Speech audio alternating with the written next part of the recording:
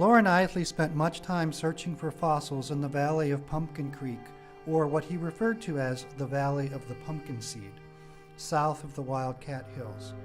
Named for the wild gourds that grow in the area, the valley was populated by isolated homesteaders, often still living in sod houses.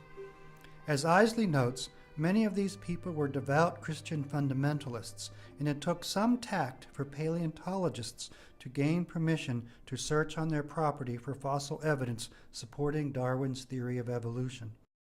Eiseley tells several humorous tales of these encounters, such as this episode from the Relic Men. The devil, in the eyes of many devout fundamentalists, occupies the bone lands, the waste places at the margins of everyday existence. I never knew but one who thought differently, and who considered that God, too, might have something to do with the edges of the known.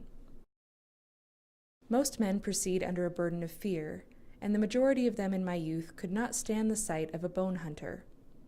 He was associated in their minds with a search for the missing link. At the very least, he was apt to appear triumphantly waving the thigh bone of some creature not mentioned in Holy Writ. His ways were queer ways, and he suffered for them. At best, he was regarded with tolerant amusement.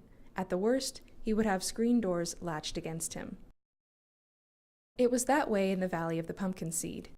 To compound our misery, we learned at the local newspaper office that the only impressive bone in the whole county, a veritable giant of a bone, was owned by a devout member of a sect which lent no ear to modern geological heresies. This word was carried on lagging and pessimistic feet to the director.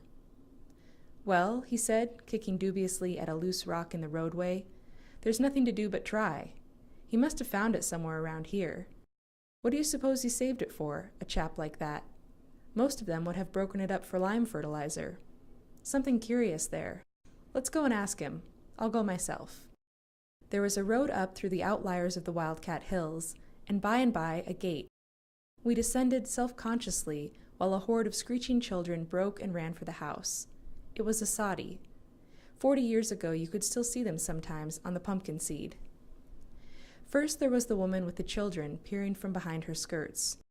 She didn't latch the door, but she stood there with about the same stance that I remember my grandmother used to assume when she described the time she chased some Pawnee out of the hayfield. We stopped at a respectful distance. "Good morning, ma'am," we said. "Would the mister be about now? We would like to see that fossil bone he's got. The one people think is an elephant's bone. We heard about it in town. We're from the university." The woman's expression did not change. There was silence for a moment while we fingered our hats uneasily. Then she lifted her voice. "Pa," she called uncertainly, "there's some men in the yard. Relic men, I reckon."